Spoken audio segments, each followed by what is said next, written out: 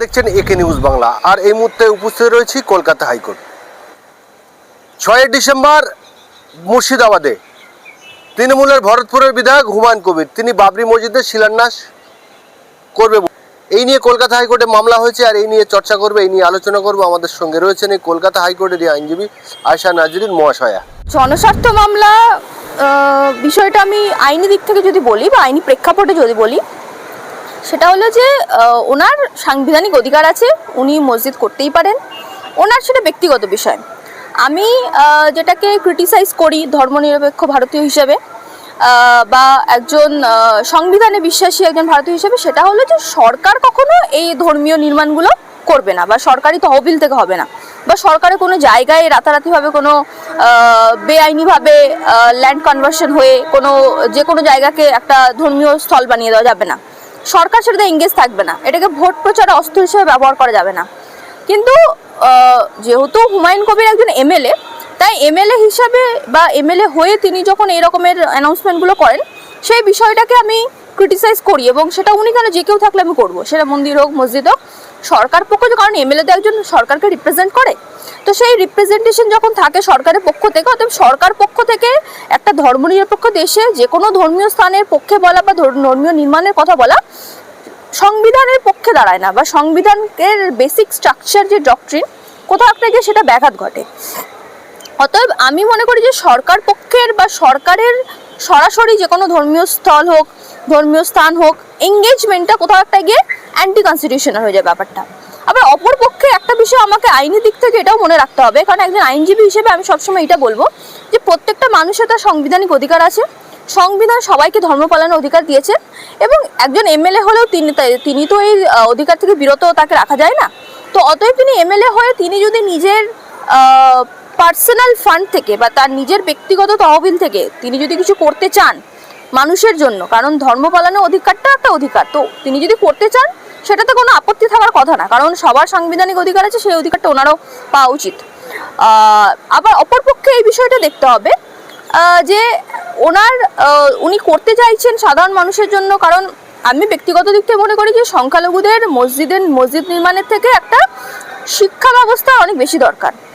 প্রত্যেকটা সংখ্যালঘু পরিবারের মানুষ যাতে শিক্ষিত হতে পারে, আগামী প্রজন্মে যাতে সংখ্যালঘু পরিবার থেকে বড় বড় অফিসারদেরকে বড় প্রফেশনে আমরা দেখতে পাই, সেটা আমি খুব ভালোভাবে ম্যানিফেস্ট করি যে পশ্চিমবঙ্গে যত সংখ্যালঘু সম্প্রদায় সারা ভারতবর্ষে সংখ্যালঘু মুসলমানরা তারা এগিয়ে আসুক শিক্ষার দিক থেকে।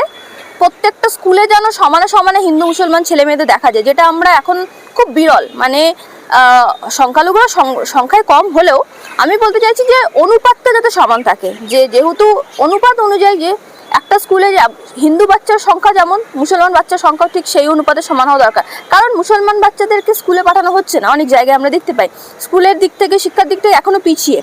আমরা কর্মসংস্থানের দিকে যদি দেখি, এখনো আমরা অনেক কর্মসংস্থানের দিকে দেখতে পাই যে মুসলমানরা এখন অনেকটা পিছিয়ে। তাহলে আমি এই শিক্ষার প্রসারটা দেখতে চাই, মুসলমানদের মধ্যে শিক্ষার প্রসারটা হোক, একটা ভালো শিক্ষা প্রতিষ্ঠান তৈরি হোক যেখানে গিয়ে মুসলমান ছেলেমেয়েরা বা সংখ্যালঘু ছেলেমেয়েরা বিনা পয়সায় পড়াশোনা করার সুযোগ পাবে। শুধুমাত্র বিনা পয়সা না, যাদের মধ্যে ট্যালেন্ট আছে, যাদের মধ্যে এগিয়ে যাওয়ার সেই প্রতিশ্রুতি আছে, সেই সকল ছেলেমেয়েদেরকে সাহায্য করা হোক সরকারের পক্ষ থেকে বা যে কোনোভাবে। হুমায়ুন কবির যদি এমএলএ হিসেবে উনি সংখ্যালঘুদের ভালো করতে চান, আমি ওনাকে ওয়েলকাম করব বা ওনাকে আমি পরামর্শ দেবো বা ওয়েল উইশার হিসেবে পরামর্শ দেবো যে উনি যদি এইগুলো করেন তাহলে সংখ্যালঘুদের অনেক বেশি উপকার হয়।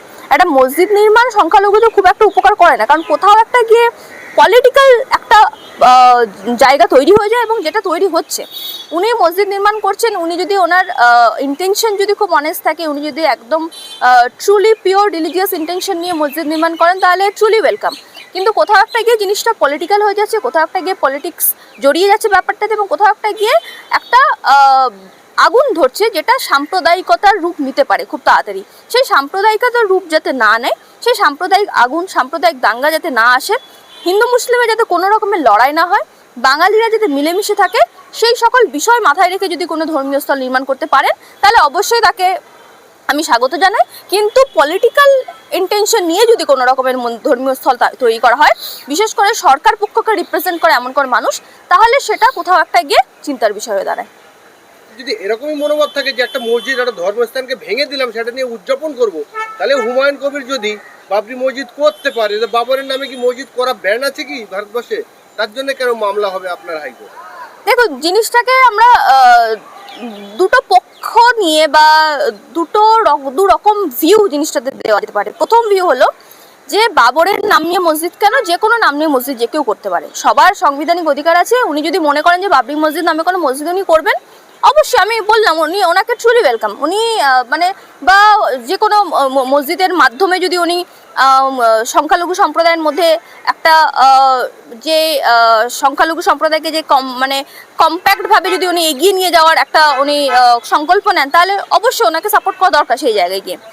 আবার অপরদিকে দেখতে হবে যে কোনো দল যদি মনে করে যে আমরা একটা যেটাকে ব্ল্যাক ডে মনে করা হয় ভারতবর্ষের ইতিহাসে, যে একটা ধর্মীয় স্থল, একটা ধর্মস্থান যেখানে সুপ্রিম কোর্টে কোনো অর্ডার ছিল না, যেখানে আইনি কোনো অর্ডার ছিল না, তারপরেও এসে যখন একটা সম্প্রদায় বা একটা দল জোর করে যখন সেটাকে ভেঙে দেওয়ার চেষ্টা করে, জোর করে সেটাকে ভেঙে দেয়, সেটা কোথাও একটা গিয়ে শুধুমাত্র একটা ধর্মস্থান ভাঙছে না, কোথাও থেকে সংবিধান ভাঙা হচ্ছে, সংবিধানের ওপর আঘাত করা হচ্ছে। একটা ধর্মস্থানের উপর আঘাত করা হয় না, একটা সম্প্রদায়ের ওপর আঘাত মানে সবসময় সংবিধানের উপর আঘাত। কারণ সংবিধান প্রত্যেকটা সম্প্রদায়কে সমান অধিকার দিয়েছে, প্রত্যেকটা ধর্মস্থানকে সমানভাবে দেখতে হবে। আমাদের ভারতবর্ষে যত ধর্মস্থান আছে, সেটা হিন্দুদের ধর্মস্থান হোক, মুসলমানদের ধর্মস্থান হোক, খ্রিস্টান, জৈন, প্রত্যেকটা ধর্মস্থানকে সমানভাবে দেখতে হবে। এবং এখানে যখন বিষয়টা একটা আইনি বিষয় ছিল, সেই আইনি কোনো রকমের জাজমেন্ট আসার আগে বা কোনো আইনি মতামত আসার আগে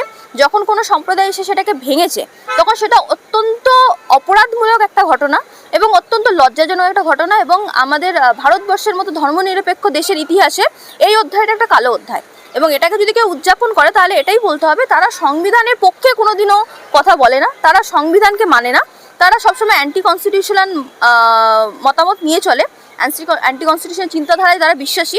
এবং আর যাই হোক, এরা ভারতবর্ষের ধর্মনিরপেক্ষতায় কখনো মানে না এবং শুধুমাত্র এরা নিজেদের একটা স্বার্থ রক্ষার কাজ করে, সেই জায়গায় এসে এই সম্প্রদায়ের কাজগুলো করে থাকে।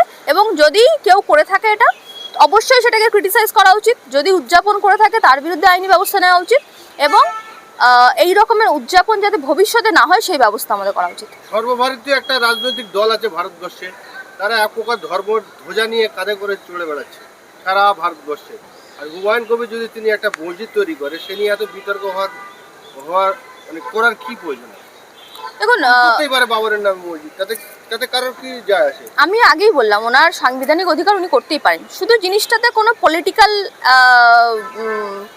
একটা মানে একটা পলিটিক্যাল টাচ না আসলেই হলো। বললাম আমি একটা সর্বভারতীয় দল, তারা ধর্মের ধ্বজা ঘাড়ে করে নিয়ে বেড়াচ্ছে, তাহলে হুমায়ুন কবির তৃণমূলের বিধায়ক হয়ে যদি তিনি একটা মসজিদ করতে চায়, তিনি যদি তার কমকে যদি রিপ্রেজেন্টেশন করে, তাহলে কারোর অসুবিধা হওয়ার কারণটা কি?